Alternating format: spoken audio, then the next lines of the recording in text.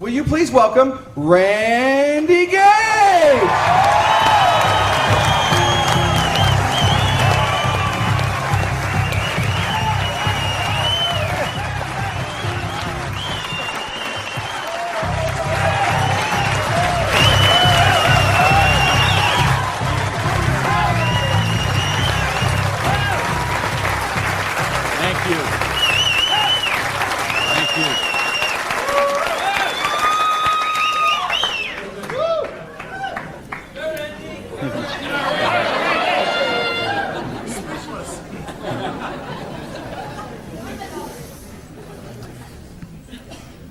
So what do you do when your dream dies?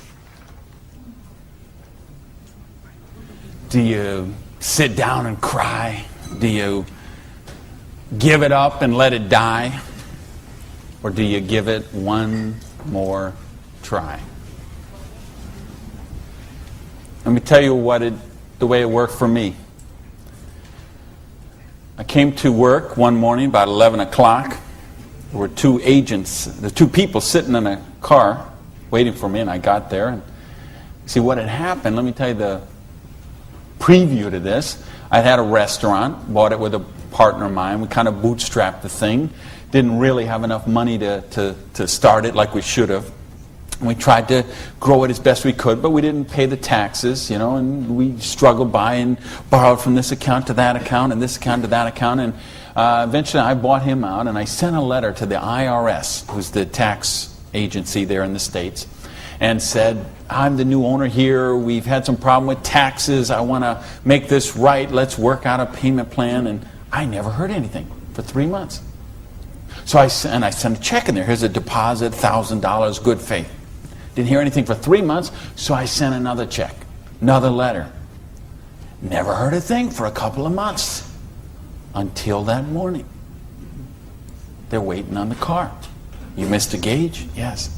I'm Agent so-and-so. This is Agent so-and-so. We're here from the Internal Revenue Service. We have your letters here. We have your files here. And we notice you have $15,000 in back taxes. So we need that money. There's a 100% penalty because they were not filed. So that's $30,000. And then there's the late fees and the interest payment and the this and the that. And we need $37,000 today, or we're going to seize your restaurant. So I was like, I must have left my checkbook at home, right? And so I called my lawyer, I called my accountant. They all said the same thing. There's nothing you can do, Randy. You got to work something out with these people. And I remember hiring a consultant who used to be an IRS agent, and she negotiated with him. She called me one day and she said, Randy, we're at the end of the road. The way they keep compliance is they have to set some examples sometimes, and you had a busy delivery business and they saw those cars going all the time with the signs on them, and they need to make examples, and they just want to make you an example. And so they auctioned off the place on the courthouse steps, $500,000 a year operation. They auctioned it off for $11,000. And I couldn't beg, borrow, or steal $11,000 to get it out of hock, so that was the end of my dream. And I remember driving along in the car that day, not even my car because I didn't have a car anymore. I remember driving along in my friend's car and crying in the car, thinking, I have to call my mother and tell her this. I have to tell my friends this. I was so ashamed. I was so humiliated. I didn't know what I could do. How was I going to tell people that I had lost my business? And between the $37,000 I owed those guys and then the money I owed for the vendors, whatever money I had left that day, I took and paid off the employees and said, this is the last check you're going to get, so do what you can with it. And that left me $55,000 US, $55,000 in debt. No house, no car, no credit cards, no job. And what do you do in a situation like that? Well, when you have your dream. And see, that was the biggest dream I had at that point in my life. Because as you heard from Ford, I'm a high school dropout. I started off as a dishwasher in a pancake house. And then I worked my way up to cook, and then I became a waiter, and then I was a manager trainee. And I thought, boy, if I could just be a restaurant manager, that would be, I could wear a tie, I'd go around with the coffee pot. How's your dinner this evening? Everything okay? You know, I thought, oh, this would be it. Until I got that job. And then I realized I worked 60, 70, sometimes 80 hours a week for a fixed salary. And, you know, and then I became like the problem store manager, and they sent me around to different cities whenever they had a store losing money. They would send me there, and it was my job there to go and be the turnaround guy. So I'd go in and work on the payroll, work on the food costs, the controllable expenses, make the thing profitable, and they'd send me somewhere else. I lived in 18 cities in 5 years. So think what kind of home life you have, what kind of friends. You don't have any friends. You don't, you know, because people stop calling you. Because every time they call you, you're always working. And you never go to the movies, and you never go to dinner, and you never go anywhere, so they just stop calling you. And your work becomes your life. And I know we've got people in this room tonight and people watching on this film today who are going through the same thing. We get out of balance. We get so busy chasing our income, we forget about living life. We forget about living our dreams. So anyway, that was my dream. I thought to run a restaurant until I got it. And then I said, well, this is crazy. I'm minimum wage here. When I divide all these hours I'm working with what I'm doing, I know what I got to do. I need to own my own restaurant. That would be the dream. And that's the great American dream, of course, and back in the States, is you get your own business and you start it up. And so that's what I did. And I saved my money, and I worked hard, and I played by the rules, and I did all the stuff you're supposed to do, and I got that restaurant. Until that day when it all ended like that. And all of a sudden, where do you go when you don't have that dream anymore? And, you know, in my case, I had to back up, and I'll talk about that in a sec, but I don't want to talk about me tonight. I want to talk about you tonight. I want to talk about your dream. I mean the big dreams, the bold, daring, imaginative ones you had. The ones you had when you were 15 years old, and 18 years old, 20 years old. Because you know what I see people give up on their dreams. And it seems the older we get, the more we give up on our dreams. And you know, talk to any kid who's 15 years old, and they know they're going to have a great car when they grow up, and a great house, and a great job, and a wonderful spouse, and they're going to be rich, and they're going to be successful, and they're going to be an astronaut, or a football star, or a rock star, or whatever, right? There's no limits to what they can dream. And what happens along the way? They get out, they go to school, they get out as 22, 23 years old, all of a sudden they take a job they don't really want. It's not their dream job, but they figure it'll do for right now. And then maybe they find out about another job, and that's not their dream job, but it's a little more money than the last one. And they meet someone along the way, and all of a sudden there's two, and then there's a little baby on the way, and there's another baby, and then there's diapers and formula and braces and all of those kind of things. And all of a sudden they take another job that's 500 miles away, but again, it pays a few $1,000s more a year, so they take that job. And all of a sudden you're 35 years old, you're 45 years old, you're 55 years old, and you forgot about your dreams. That's what tonight is about. I know you heard it's a business opportunity. Nah, it's a dream opportunity. How to get your dreams back. I know this because I like sports cars.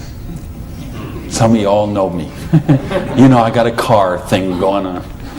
And it's funny, I'll be sitting at the light in one of my Vipers, let's say, and some car will pull up next, and there'll be a guy driving there, and he's got his 2-3 kids in there in the back, and they'll roll down the window, "Hey, Mr. Viper, man, cool car, man, and, you know, rev the engine up. I can't wait. When I grow up, I'm going to get a Viper."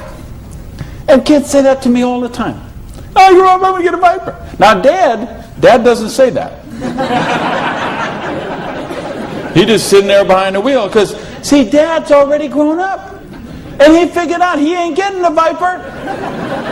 He's got the minivan. Right? What happened along the way? You know, because, and it's funny, every year they publish the list of the most popular cars. And I see it every year, and it comes out. And I read the list, and it's funny. Now, when I talk to kids, and I talk to a lot of kids, they always like cars. And I'm going to get a Corvette, I'm going to get a Lamborghini, I'm going to get a Ferrari. And then when they publish this list of the best-selling cars, it's Toyota Camrys and Holdens and Mercurys and Ford Escorts and Geo Metros, the broke-mobiles. Right? These are all cars they make for broke people. You see that? Like the Holdens you got here. And the Toyotas we got there, and the Chevys we got there, and the Buicks we got there. They make those things for broke people. Now, how come when I see the list of the top 10 things, I don't see Ferraris and Lamborghinis and Rolls Royce and Jaguar and Bentley? Because they gave up on their dreams. They said, well, this is the car we got. There's room for the car seat in the back, and we can afford the payments. And they settle for a car. And they settle for a house. And they settle for a job. And they settle for a life of quiet desperation. When they could be living a life of joy, challenge, growth, adventure, and prosperity. That's what tonight's about. I want you to think about, really, here's the challenge I would give you. I want you to think of 5 things you would do, have, or become if money was no object. I mean, really think about this, okay? You don't have to write it down. I just want you to think about it. But think about if you had Bill Gates' kind of money, if you had Larry Ellison's kind of money, if you were one of these .com billionaires, would you be driving the car you're driving right now that you got here today in? How many people, tell the truth now, if money was no object, how many people would have a different car in the parking lot tonight? Okay. Now, if money was absolutely no object, you had 30, 40, 50, 60 billion dollars, how many people would have a different roof over their head when they went home tonight? How many people have a better wardrobe? Ladies, how many of you would have bigger closets? Right? Yeah. So this tells me something. This tells me you do have dreams. And you want to live them, or you wouldn't be sitting here tonight. See, most of Australia tonight, most of New Zealand tonight, most of the United States, UK, everywhere where they're watching this video, most people aren't gathered like this. Most people are sitting on a recliner, rubbing the hair off the back of their head, drinking rancid fermented hops, watching the Idiot Box. 6 hours a day. And this is their life. Monday morning, 6:30, the alarm clock goes off. And they hit the snooze bar. If I could just get 15 more minutes. And they wait 15 more minutes, and they hit the snooze bar again, and they get 10 more. And then they got to get up, and they rush in the shower, and they jump in the car, and they buy their breakfast through a drive-through somewhere, and then they go to a job they don't like or actually hate. 85% of them, a job they don't like or actually hate, and they get through Monday till 5 o'clock or 5:30 or 6 o'clock, and then they go out and they face the traffic going home. They probably get drive-through dinner somewhere, dinner in a bucket to take home to the kids, get in front of the Idiot Box and sit there in a coma till they fall asleep, or they crawl into bed. Until Tuesday morning, 6:30, it starts all over again. Wednesday, hump day. Thursday, we're almost there. Thank goodness it's Friday. Because you know what Friday means, right? Because Friday means somewhere near the end of the day, the boss is going to say, hey, here, boy. They're going to get out that little paycheck, and they're going to get that paycheck, and for one brief moment in time, it's going to feel like it's theirs. But we know it isn't theirs, is it? Because they got all those little window envelopes from the credit card company just waiting for them. And that money is spent long before it ever got there. But for this one brief moment in time, it feels like theirs. So I don't know what they do here in Sydney, but I know what they do in the States. They go out to Pizza Hut. All right? So it's off to Pizza Hut for a deep dish, meat lovers, extra cheese, extra meat, but, Diet Pepsi because I'm trying to hold my weight, And off to the Pizza Hut, and then it's off to the neighborhood video store where they rent 3, 4, 5, 6, 8, even 10 videos to get them through the weekend. And they will spend their entire weekend sitting on that same recliner, rubbing that same hair off the back of that same head, drinking the same rancid fermented hops in a coma all weekend long, video after video after video, so they don't have to think about their life of quiet desperation until Monday morning, 6:30, when it starts all over again. This is life for a lot of people. This is life for millions of people. They're missing out on the real life. They're missing out on the real joy. And I don't want that for you. I didn't come 12,000 miles here to tell you what you want to hear. I came to tell you what I think you need to hear. We got a business here that offers you a chance with unlimited income potential. It's a business to help you be successful while you're helping other people reach success. You choose the hours you work. You pick the people you get to work with. I mean, do you know what a joy that is? Just to be able to pick the people instead of those slobs you're working with. Right? I mean, the tax advantages are extraordinary. The travel opportunity, if you're like me and you love to travel the world, the travel opportunities in this business are simply amazing. Okay? So what's it take to do the business? Well, it doesn't take a lot of money. This is a very low startup cost business. It doesn't take a lot of time. This is a business you can start in 7 to 10 hours a week. And what I'm going to share with you tonight is a 2 to 4 year plan. So you say, is this a get-rich-quick scheme? Yes, as a matter of fact, it is. Okay? Because anything that can get you rich in 2 to 4 years is a get-rich-quick scheme as far as I'm concerned. Because what are most people doing? They're doing the 45-year plan, which is they get a job around 20 years old. They work for 45 years at that dead-end job they don't like or actually hate, and retire around 65 years old and try to live their golden years on half of what they couldn't get by on when they worked.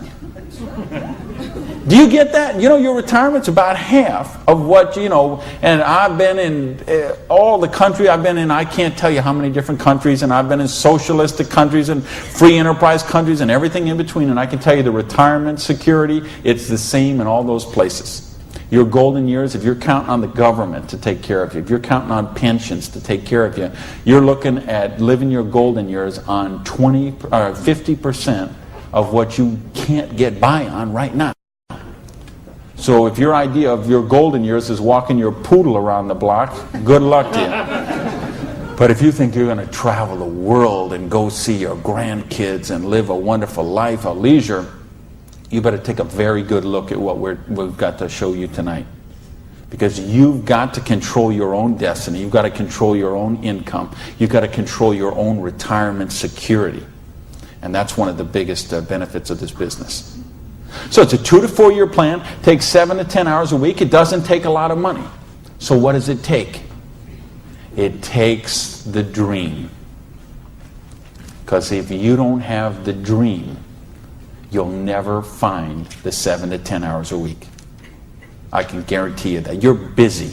We're all busy. You're working, you're picking up the dry cleaning, you're making dinner, you're taking the kids to football practice, you're paying the bills, you got to sleep, you got to eat, all this. You're using 24 hours of every day already.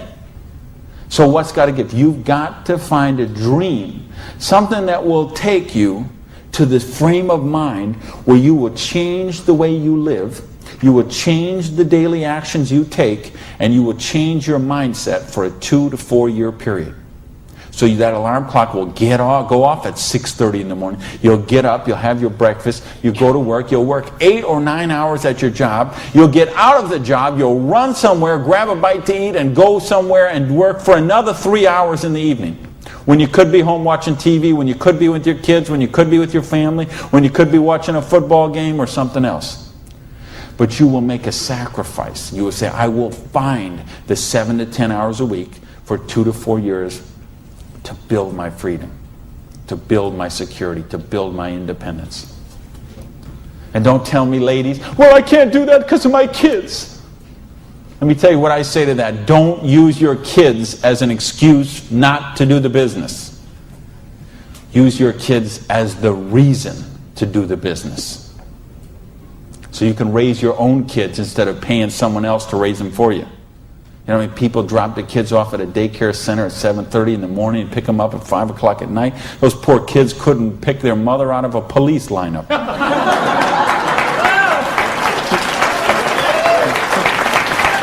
Right? Don't use your religion as an excuse. Let me tell you, I missed a lot of church for a couple of years while I built my business. I was doing meetings on Wednesday nights instead of going to church on Wednesday night. Some Sundays I was in a different city working with a long distance line instead of being at church. But you know what happened? I tithe 10% of every penny I make to my church. And I make a lot of pennies these days. Okay, some Sundays, we seat 800 in my church. You know, some Sundays, they put that basket around and it starts here and it goes all the way down the aisles, all that just like that. And you know, sometimes the check that I put in there equals the checks of 799 other people all added together. That's what missing a few days of church did for me. Gave me time to serve on the board of the church, 2 years as the president, a couple years more as the Blue Ribbon Committee. I've been able to contribute to the church. I've been able to teach a class on prosperity on that. See, I couldn't do that when I was broke. Do you really get that? You can't do these kind of things when you're broke. You can't help your kids when you're broke. When you're so busy trying to pay the bills, you're so busy trying to cover the mortgage, you're so busy trying to pay the rent, you can't live life. And that's not the way life is meant to be lived. I came here because I want you to have an amazing life like I have. And believe me, I have an amazing life. I live in my dream home. I live on the ocean, okay? I go to bed every night, I hear those waves crashing on the shore. I wake up, I go down, and I got a beautiful car to get into. I have beautiful people in my life. I have wonderful health. Everything is, I make more money every year than I did the year before. I am living a dream that is just wonderful. But I made some sacrifices along the way. And that's what I'm saying to you. Make some sacrifice. Take 2 to 4 years. Make a commitment. When you walk out of here tonight, make that commitment. Not to your spouse, not to your sponsor, not to me, not to yourself. Make a commitment to yourself that you're worthy, that you're worth it, that you will think back. And that's what I want you to really do, is say, okay, what were your dreams when you were 15? What is the house you would live in if money is no object? Do you have a picture of it somewhere that you carry around to fuel you? What is the dream car you want to be driving? Is it a red Lamborghini Diablo? Ferrari Testarossa? Bentley? Viper? What is it? Do you have a picture of it in your wallet? You got a picture of it in your planner? You have a dream board with it up somewhere? You got it up on the mirror in the bathroom? You got it up on the refrigerator in the kitchen? How much time you want to spend with the loved ones in your life? How much money you want to give to charity? I had lunch. Funny, I just got invited to be on the board of directors for the Florida Philharmonic. I'm so honored they asked that, and I'm proud to be a supporter of them. I'm proud to be a supporter of the opera and the Young Artist Program and all kind of charities. Fascinating thing, though. I had lunch with the guy who invited me to be on the board. He gave $1 million to the Philharmonic this year. $1 million. So they can play beautiful music. That's money. That's money with a capital M. That's living a life of dreams. That's living a life of wonder, of joy, of adventure and growth. And that's what I want for you. But you got to know what that is.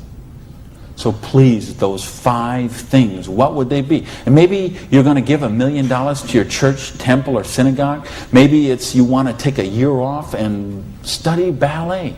Maybe you want to take 6 months and go on a cruise around the world. Maybe you want to fly in all your family from all over the world and have a reunion. Maybe you want a house in Paris and a house in Hawaii and a house in San Diego and a house in Berlin. I don't know what it is for you. But you have to know what it is.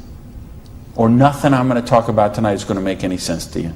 You'd be better sitting home watching Survivor, Big Brother, Fear Factor, whatever one of those shows. You could sit watching any one of those shows instead of be here tonight. Because if you're here tonight, you got to know what your dream is. And we can show you. I will draw out on this board. I will draw out a way and show you how you can live those dreams. And I'll show you how to build some residual income, some retirement security, and you can just do the numbers yourself, okay? And you could say, all right, is there any of those 5 things that I would do, have, or become that I can get with what I see here on this board? The difference is, and here's the secret, okay? You wonder, okay, I know there's nothing for free. There's always a cost. Here's the thing. Here's the secret of everything I'm going to talk about tonight has to do with leverage.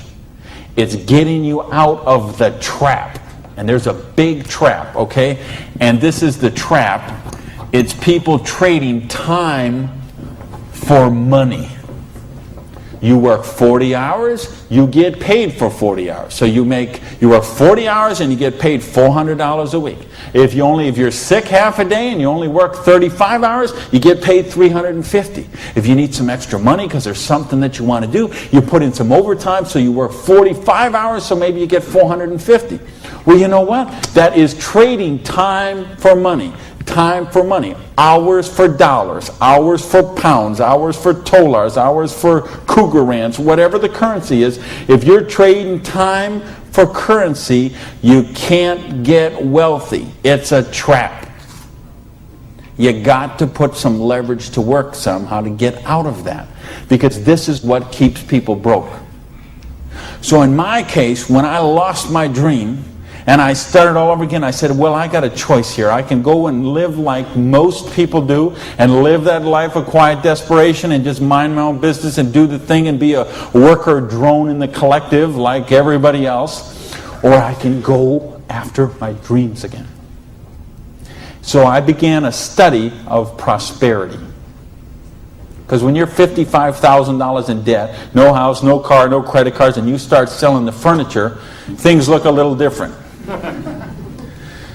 Anybody here ever sell your furniture for your business? Interesting scenario. Here's what I found. The end tables, not a problem. Coffee table, no big deal. Kitchen table, hey, you can always eat in the sofa. Lamps, no big deal. You got the light in the kitchen on the ceiling. But the sofa and the bed and the TV. How did I know you'd know that? The bed, the sofa, and the TV, they gotta be the last to go. Because see, I don't know if you got it here, but what we have in the States, we have infomercials on all night long. So once midnight hits, these infomercials start, and they're all about how to make money. So what do you do when you're $55,000 in debt and you're sleeping, with no furniture and whatever? You sit up all night and you watch infomercials. And then you sleep all day and you're so depressed, and you get up and you read the one ads and you think you don't have bus fare to go to the job interview, and you think how miserable your life is, and you eat macaroni and cheese 3 times a day, which is what I did for weeks and weeks and weeks. So I'd get up, sleep, mope around, eat my macaroni and cheese, and then midnight would start the infomercials. And I remember we had a Vietnamese guy named Tom Vu. I don't know if you ever saw that here, this infomercial. He had one of those courses on how to buy real estate, no money down. So one night, it's 3 a.m., I'm sitting on the sofa. Tom Vu comes on. He says, "You, sitting on the sofa! You, it's 3 a.m. Now I know he's really worried, because it's 3 a.m. I'm sitting on the sofa. He said, "You sitting on the sofa at 3 a.m. Your wife's asleep. Your baby's asleep. You are a loser. nobody cares about you. You a loser. If you don't buy my program, you deserve to be broke.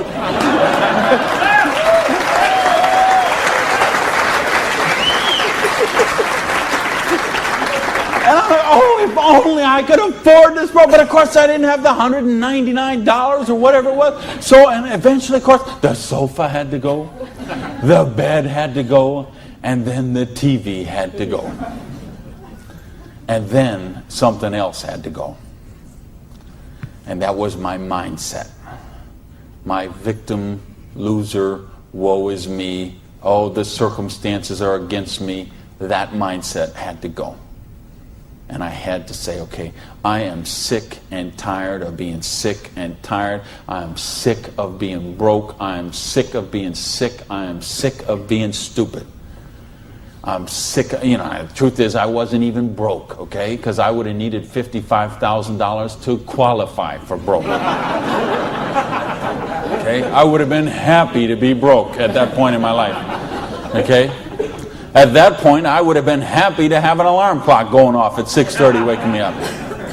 Now, is that the dumbest invention you ever heard, though? An alarm clock? You're supposed to wake up when you finish sleeping.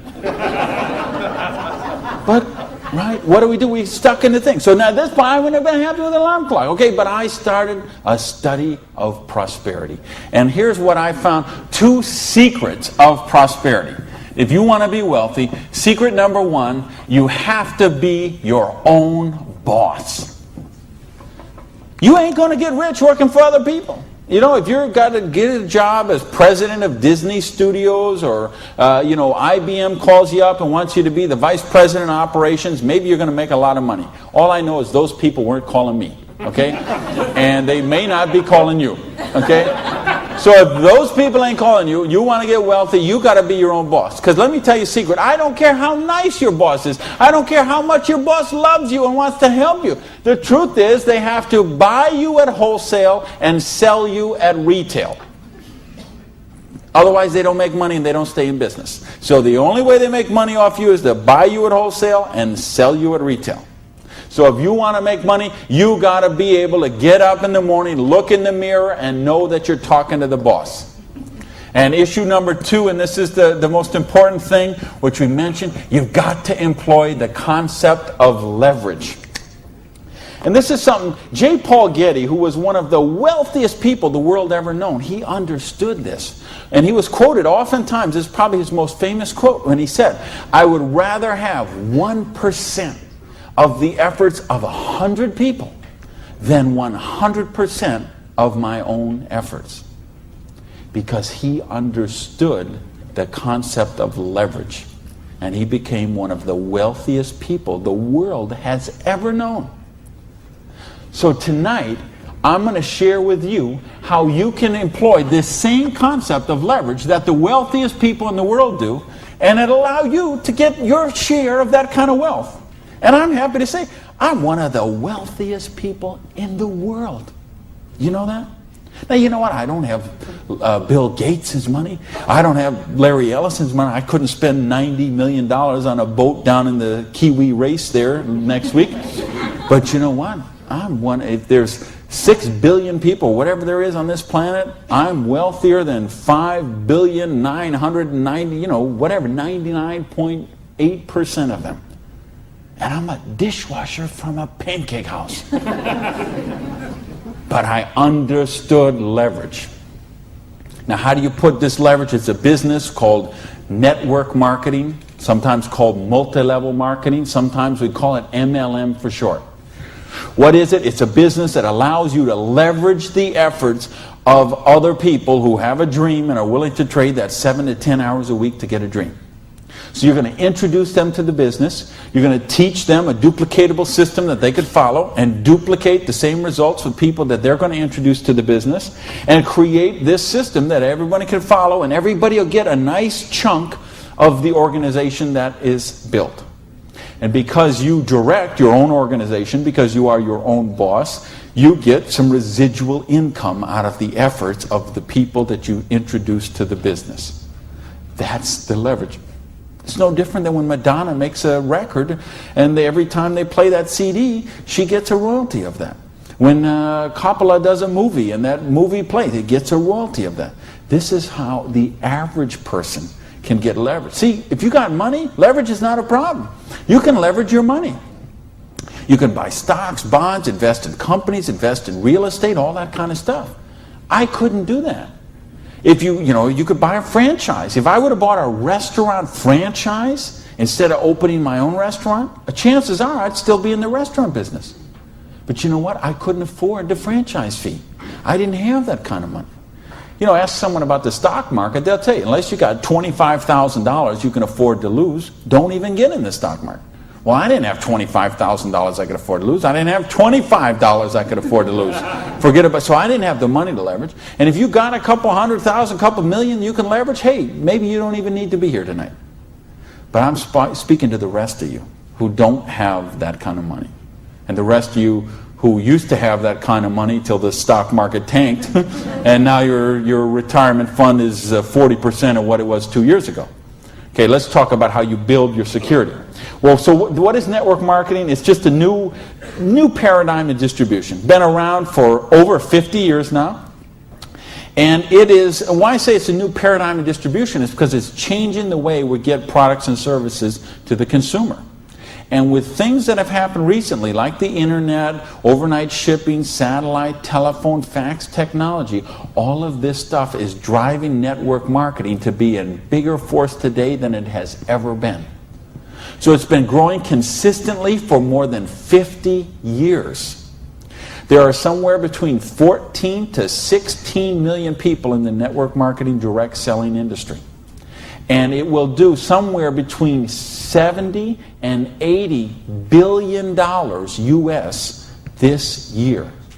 So this is a very credible business. And if you've been reading the financial papers the last few years, you've seen it mentioned in the Wall Street Journal, had front page cover stories on Success Magazine, Forbes Magazine. The mainstream press is really starting to pick up on this. Now, why is that happening? Is because it's the future. It's what has to be, because what has happened in the past doesn't work anymore. In other words, here's how it used to work in distribution. We'd have a manufacturer. They would make a product. They would sell it to a wholesaler who would buy it, resell it to a rack jobber who would buy it, resell it to a retail chain. They would buy it, send it to a warehouse somewhere, sits in a dusty warehouse for 6 weeks, and then it gets transferred by truck, maybe it goes to the store, and then you come in the store and you buy this product. Well, they had to make money, they did. You have all these parasites who were taking money out of your product. I say, why am I calling all those people parasites? Well, it's not that they're not nice people, it's just that made sense 100 years ago. It doesn't make sense today. Because today, we can have a network marketing company manufacture a product and send it direct to a distributor who in many cases is the end consumer, and in other cases is just conversationally marketing the products with their friends, neighbors, and relatives, and we eliminate all these other people in the middle. So look at the difference. This made sense 100 years ago. Something came by boat over here. Maybe it went from California, it went on a ship, came to the East Coast here, and then it was transported across Australia over to the outback. It was the same thing with us. We used to get stuff from England, and it would land in Boston or New York, and then it would go by stagecoach across the country, and then it went by train, and then it went by truck, and this is the only way it worked. This is all we knew. Then we got fax machines, we got the internet, we got Federal Express, UPS, overnight delivery, we got 800 telephone numbers, we got fax machines. All of a sudden, this doesn't work anymore. It's a broken model. Why do you think so many businesses have been in bankruptcy in the last 5 years?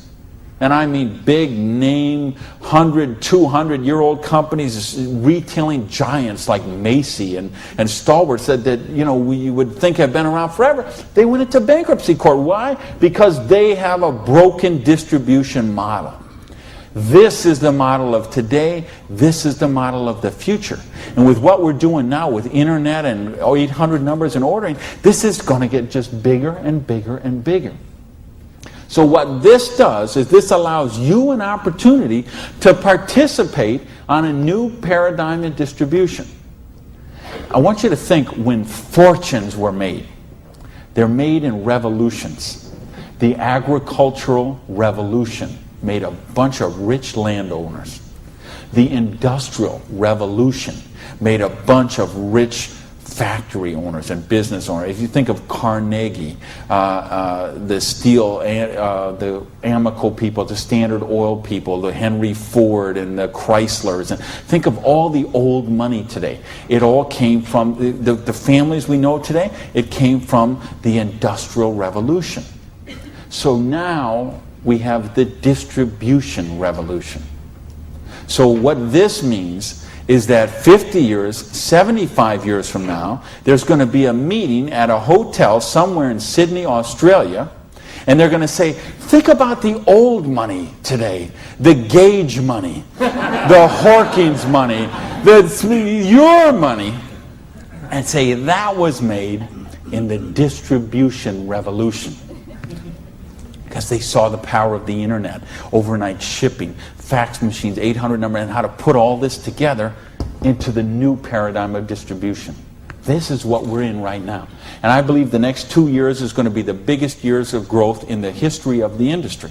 And you could be a part of it. Well, your income 40 years from now is going to be precedent on what you do for the next 2 years. Now notice, we have all this money that got wasted before. Where did it go? Well, there's two places it goes. Number one, it goes to product research and development. And I'm going to talk about that in just a little bit. And the other place it goes is right here to you, the distributor.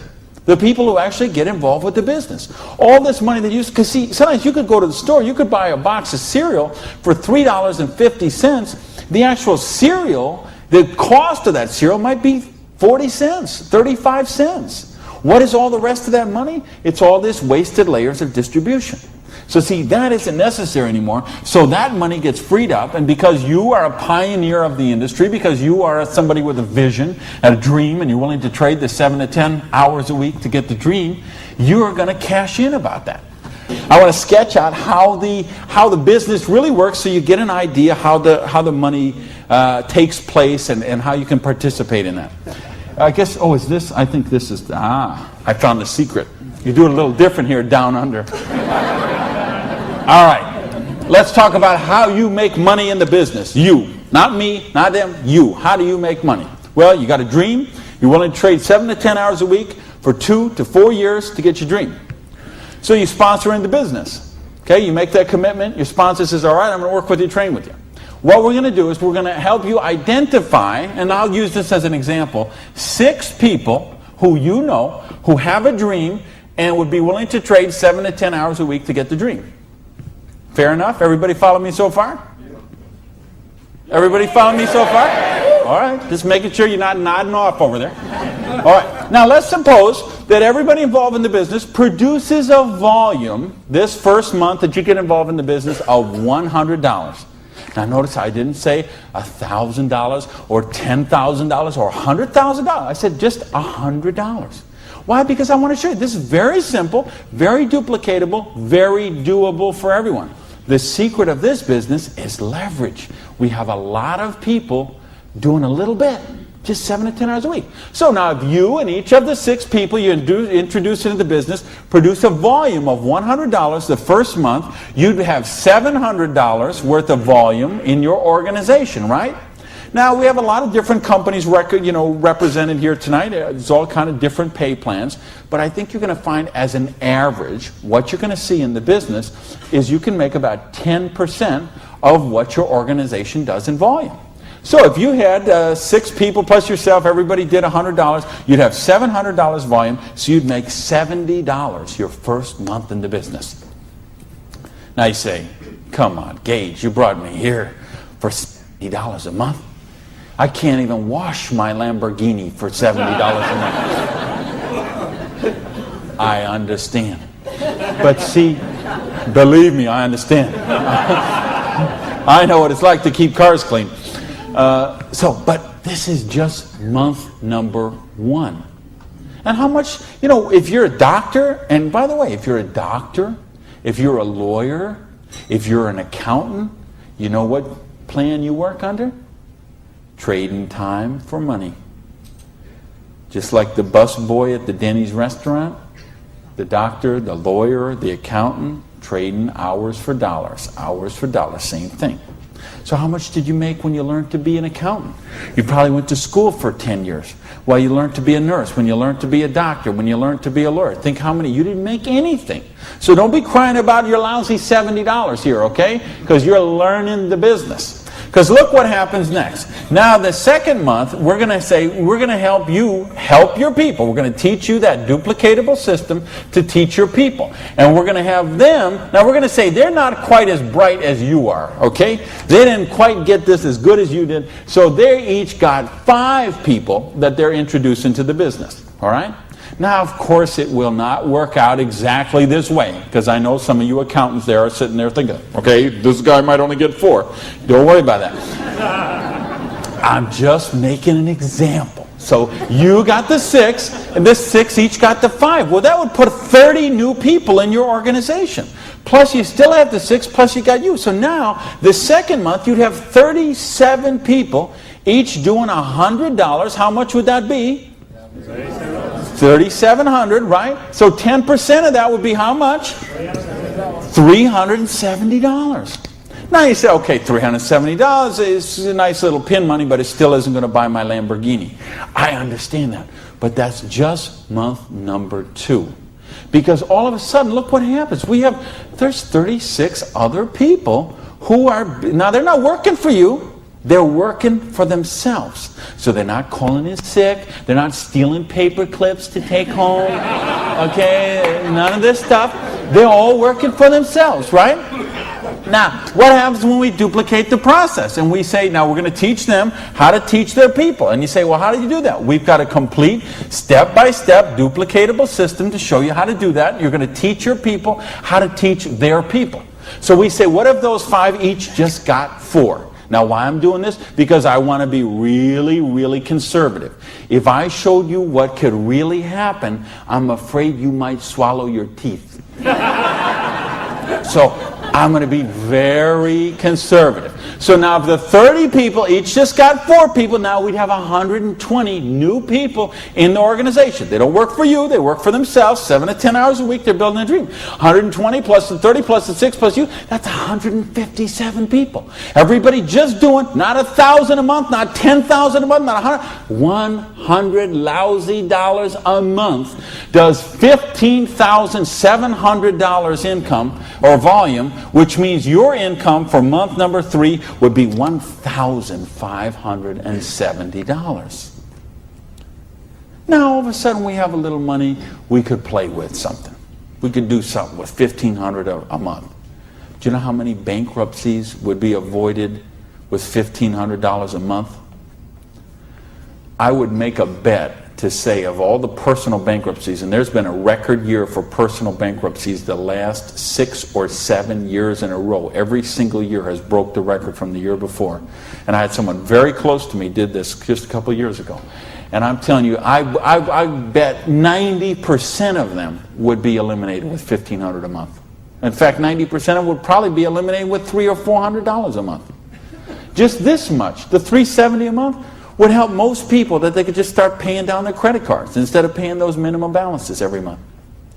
By the way, do you know how long it takes to pay off your credit card if you're paying the minimum balance every month? 10 years? 20 years? 30 years? 40 years. That's how long it takes. So if you're paying the minimum payment every month, get happy, because in 2042, you're all paid off.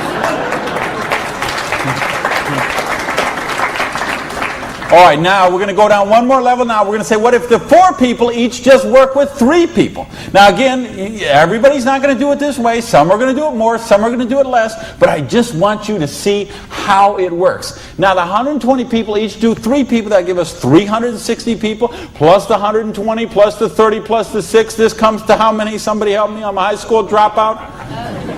500 and something. 517, is that right? Who's here? Somebody good in math? So 517 times 100 is $51,700 volume in your little business that you got no employees, no office, no overhead. You're running this from your kitchen table or your spare bedroom or your hallway or your closet. And you're doing $50,000 volume a month. Do you understand? We can leave this hotel. We can go down the street, Elizabeth Street. We can go onto Oxford Street. We can go to Liverpool. And we can find shop after shop, beauty salon after beauty salon, store after store, dry cleaner that are not doing $50,000 volume a month. And you're doing it out of a part-time business 7 to 10 hours a week. Why? Because you're using leverage. Do you get this? Yes. Because, do you really get this? Yes. Because let me tell you a secret. If you get this, you're not going to sleep very well tonight. Believe me, I have spent many a night just laying on the pillow, looking at the ceiling and seeing 6 get the 5, get the 4, get the 3. Okay? If you understand this, now we're talking $5,170 a month. Now you know what? I did that in 4 months. It said 1, 2, 3. What if you didn't do that in 4 months? What if it took you 6 months? What if it took you 10 months? What if it took you 2 years? I told you it's a 2 to 4 year plan. Okay? And I know what some of you are thinking. All right, but what about if this guy here drops out? We got it handled. Okay?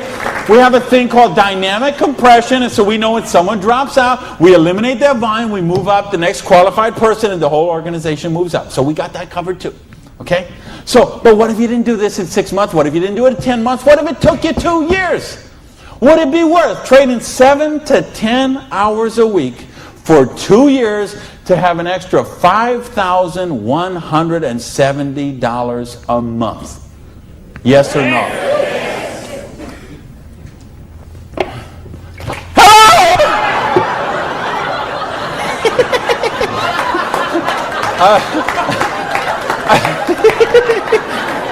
Aren't you glad you got the front row, baby?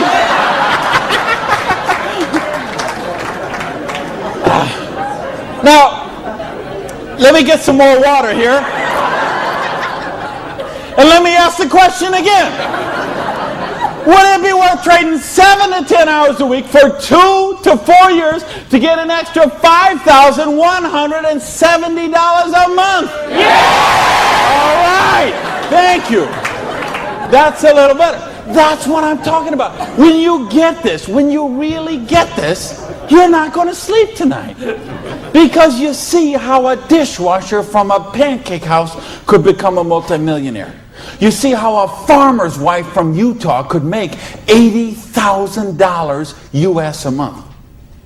You see how a woman with 2 kids and an abusive husband could leave her husband and become a multimillionaire. You see how people on welfare can build complete financial independence. And they can do it with integrity.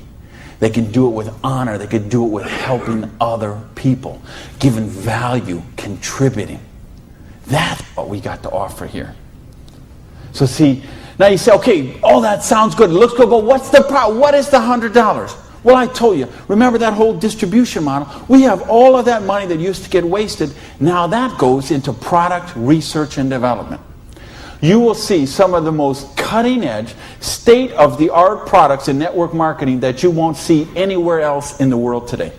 Some of the best scientific breakthroughs, some of the best health breakthroughs, some of the best wellness breakthroughs, medicine breakthroughs, herbal breakthroughs have been personal care products, environmentally non-toxic, natural products. Some of the most breakthrough products in all of those categories have been brought to the marketplace because of network marketing, because they have the time, the money, the research, the resources to do that kind of research. So what I'm going to ask you is, if you're here, you're looking at this for the first time tonight, if you're on the video and you're seeing this for the first time tonight, you have a conversation with the person who invited you here. Have a conversation with the person who asked you to watch the video. And they will give you a catalog. They'll give you some brochures. They might have some tapes, some videos, some other things, and you'll find out about these products. What I want you to see tonight, right now, is the big picture. how the distribution model works, because this is how fortunes are made. People who recognize new paradigms become pioneers in those paradigms, and they reach the reward for generations sometimes. So the products are there. Next question is, say, what about the support? I don't know anything about this business. I've never done it before. How can I do the business? Well, that's what the system, we keep talking about a system. In other words, we've got a system where we're going to teach you how to do the business, and we're going to teach you how to do the business while you actually do the business. That's why we've got this presentation up on the internet. That's why we have this meeting in this hotel here tonight. You have a sponsorship line. So you see, a lot of people say, well, I don't want to be this guy here. I want to be this guy right at the top, because look at all these people he's got under him. Well, you know what? This guy or this gal down here, this person and this person and this person and this person, and all the way up to the company, all those people work for that person for free. Because every one of those people have a vested interest in their business. So you want to have 150 people between you and the company, because they all work for you. So they will go with you, and they will do two-on-ones with you. They will go to your prospects and sit down at a coffee shop and bring a notepad and explain the business to them. They'll conduct meetings like this where you can bring your people and let them see what the business is about. They'll bring in speakers from all over the country and sometimes all over the world, so your prospects can see and meet and learn from some of the most successful people in the business. There's conference calls, there's monthly newsletters, there's regional trainings, there's company conventions, there's audios and videos and brochures and booklets and catalogs. There is just hundreds of little tiny things that are all designed for one particular goal in mind: to make you successful. See, you are in business for yourself, but you're not in business by yourself, because you have that whole support network of people to help you build the business. So, and that don't happen when you open up your own, and you know this, most of you in this room, you know, if you've ever been in the restaurant business like I have, you know what I'm talking about. If you own a beauty salon, you know what if you own a little store or a shop, you know you don't own the business owns you. And you know, if you work for someone else, you're never going to get wealthy that way. So what we've got tonight is a model that lets you work for yourself, but not by yourself, and it gives you the option to build your future. Now, I want to give you 3 options. If you're thinking about the business, I want to suggest 3 things to you. Option number 1 is you say to me, you know what, Randy, that sounds good, it looks good, but you know what, I'm one of the 1/2%. I love my job, and I get paid exactly what I'm worth. Well, you know what? If that's you, I don't know how you still made it this far in the room tonight. But if you did, thanks for staying. And then we'd love to have you as a customer. Okay? And what I'd ask you to do is to talk to the person who invited you tonight and ask them about the preferred customer program. Because I told you, we've got some of the most cutting-edge, state-of-the-art products that you're going to find anywhere. And the difference is, if someone in this room or someone who asked you to watch this video told you about them, they will become your personal customer service representative. So you're not calling some 800 line that you never met, or sending things off and going into a store and standing around for 20 minutes trying to get someone to wait on you. You're going to have the personal attention of somebody who knows you and cares about you and will look after your needs personally. Now, option number 2 is what we call the small business. You say, you know what, Randy, this sounds good. I like the idea of being my own boss, and I like the idea, or maybe you're looking at a nutrition company and you say, well, I'm a chiropractor, massage therapist, an iridologist, or physical therapist, and I want to sell this stuff to my clients. Or maybe you're being presented to a personal products company and you own a spa or a gym or salon and you think you could sell them there. Or maybe it's a cleaning product stuff and you've got a cleaning service and you could sell them to your clients. Well, if you're looking to just kind of use the products yourself, buy them at wholesale, and then conversationally market them to your friends, neighbors, and relatives, that's a small business. And if you want to make a couple $100 to a couple $1,000 a month, the small business option would be the one for you. Now, there's one more option, and that's the big business option. Okay? And that's the stuff that we're talking about right now. Meaning, You're not looking just to retail a couple products to a friend. You want to build complete financial independence. You got a dream. You're willing to trade that 7 to 10 hours a week to get the dream, and you're willing to do a 2 to 4 year plan, and you want to work to build that dream. You want to build an organization like this. That's the big business option. If you're looking for financial independence, then that's the option for you. Now let's bring this all together. I told you what happened when my parade got rained on.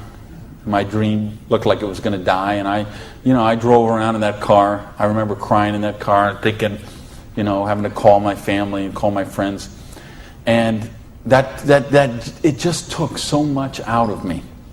And I'll tell you what I did. I went in, and here I was. I had owned a restaurant. I'd owned 2 restaurants in my life. I had been a restaurant manager for years. I went and found a restaurant in South Miami, a little diner that was open for breakfast and lunch only, way in the Southwest where I didn't know anyone, and I got a job as a breakfast cook, flipping eggs. For 2 reasons. Number one is they would pay me cash every week. They would cash my paycheck, give me the cash, because I didn't have a bank account, because if I had a bank account, the tax people were going to seize it. So I needed someone who would pay me cash. And I needed to go get a job and just make some money to buy macaroni and cheese. And I had to lick my wounds. I had to take a couple of months and just regroup. I had lost my self-esteem. I had lost my drive. I had lost so much that I just didn't even know where to go. So I needed that time to do that. And so I got up every morning at 5 o'clock in the morning and took a bus down to South Miami to be there by 6 o'clock, 6:15, and flipped eggs every day till 2:30. And I did that all week long. And I did that for months to kind of just get my sanity back, get my esteem back. And then I went back to this business.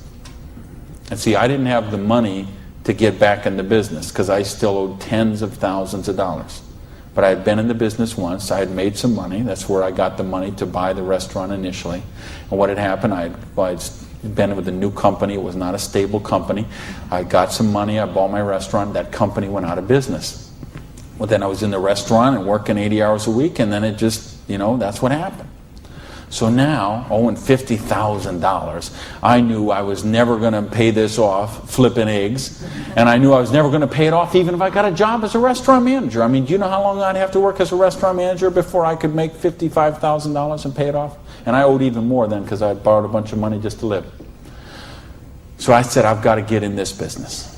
So I went to someone I knew in the business who knew me from before, and I said, you know me, you know that I can work, you know I have a dream. I don't have enough money to get in the business. I needed about $600 to start that business. Rob, he lent me that $600. And you know what? Best decision he ever made. So I went out, and I didn't do this business 7 to 10 hours a week. I did this business 7 to 10 hours a day. I sponsored 9 people the first month of the business, okay? I didn't do 6. For those of you who say, well, it doesn't work this way, you're right, it didn't. I sponsored 9, okay? And at the end of the month, I had 60 people in the business, month number 1. Month number 2, I sponsored 2 more people, so that's a total of 11. I had about 130 people in my organization at the end of month number 2. Month number 3, I didn't sponsor anybody. Okay, I just worked with the 11 that I had sponsored in the first 2 months. The organization went from about 120 people to 360 people. And month number 4, I sponsored a couple more people in the business, and the organization was bigger than this one right here in the 4th month of the business. Now, it wasn't 6 months, wasn't 10 months, wasn't 2 years, wasn't 10 years. It was 4 months. And I made easily double that money. What you see on the board, I made that in my 4th month of the business. Now, how did I do that? I needed to and wanted to very badly. I was hungry. I had a dream, and I was sick of being broke. And that's what I want you to get out of this is, do you understand? This is how it goes. There's no limit here. You could sponsor 7. You could sponsor 8. You could sponsor 9. You could build this whole organization, build yourself up to get $50,000 or $60,000 a year residual income, and then you could go out and you could sponsor 5 more people and start the whole process all over again, the same exact thing. And you could have 100,000 residual going. And you could start with 5 more and you could have 150,000 residual going. And if you put 5 people a year in, and it's very simple, put 5 serious people in the first year. Put 5 serious people in the second year. Put 5 serious people in the third year and you will be making a fortune. Put 5 serious people in the fourth year, you'll have a business worth at least $1 million, I project. Put 5 more the next year and you're going to have a business worth a couple $1 million in 5 years. Why? Because we got residual income here. You're building leverage. You're getting this going. And that's what I want you to get. You know, and now I've been able to help people all over the world. I told you guys, the platinum people, I talked in the reception about the 3 kids from Norway who came to a program I did in 1998. And they're all multimillionaires now, all 3 of them. Number 1, number 2, number 3 payout in their company. I think of you guys right here in the front row and what you've done the last couple of years. And you know the people I had in London, those people there, what they're doing there. I've got people all over the world. Just, they got a dream. They're willing to trade it. We give them a system to follow and they're living their dreams. I think of a lady named Mary in Colorado. Lady I mentioned earlier. 2 kids. She's sleeping in her friend's basement because she's on welfare. Divorced, no husband anymore. No one to help pay for her kids. So she was on welfare. And along the way, she got attracted to the business. Along the way, I was able to touch her and touch her life, show her some things, how to follow a duplicatable system. She built an organization making $30,000 US a month. Now, you know, the $30,000 US a month, I'm okay with that because you can get by on that. Okay. I couldn't get by on that, but I know a lot of people could get by on that. But you know what? It's not the 30,000 that gets me so excited about what Mary did. It's what Mary did. It's the example she does for her 2 kids. Okay? It isn't just the money. It's what, I mean, do you know what that means to those kids to see this woman who was on welfare and just desolate and nowhere to turn, and you meet her today and she is so well dressed and positive in her esteem and she's so confident and she is modeling this behavior and setting such an example for her kids. This is how you raise good kids. Is you show them how to be successful yourself. You don't tell them grow up and get an education, grow up and be successful, grow up and make money. You model the behavior for them. Jan Rue, who a lot of you know, I've done programs with Jan. Here's a lady, same thing, abusive husband, divorced, 3 kids I think, became the number 1 payout in her company. Why? Because she had a dream. And she was willing to trade that 7 to 10 hours a week to get a dream. And we've got the model here where you can do that. There is no limit to what you can do. But I don't want to talk about my story anymore. I don't want to talk about Jan's story. I don't want to talk about Mary's story. I don't want to talk about Orion's story. I want to talk about your story. I don't want to talk about my dreams, Jan's dreams. I want to talk about your dreams. You know, go back to where we said earlier. Did this kind of thing, if you did this in 6 months, a year, 2 years, is there something on your list of 5 things you do have or become you could do with the down payment, with what we're talking about there? And if not, how big is your dream? Are you willing to pay the price? Are you willing to live your dreams? Because if you are, we've got the business that will allow you to do that. So I got a couple questions for you, and then I'm out of here. I'm looking for 1-word answers. Question number 1.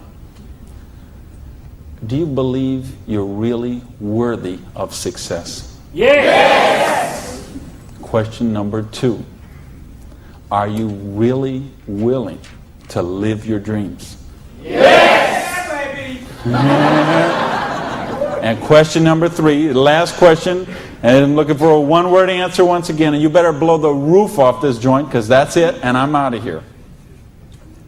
Because all of this, all of these numbers, all these things, it all goes back to this one circle. These are not circles. Every one of these represents a person, and this circle right here represents you. And this thing only works if you believe in you. If you believe you are worthy, if you believe you have a dream, if you're worth that dream, if you're willing to trade the 7 to 10 hours a week to live that dream, if you're willing to not let your dream die. You're not willing to sit down and cry, even if you have to sit down. I had to sit down and cry. But you're not willing to give up and let it die. You promise yourself, you make yourself, you commit to yourself to give it one more try. So the last question I'm asking you is based on everything we've talked about tonight, everything you know about this business now, everything you know about the person who invited you, everything you know about you and what you are and what your dreams are. I need to know, are you willing to give it one more try? Yeah! Thank you. Good night, everybody.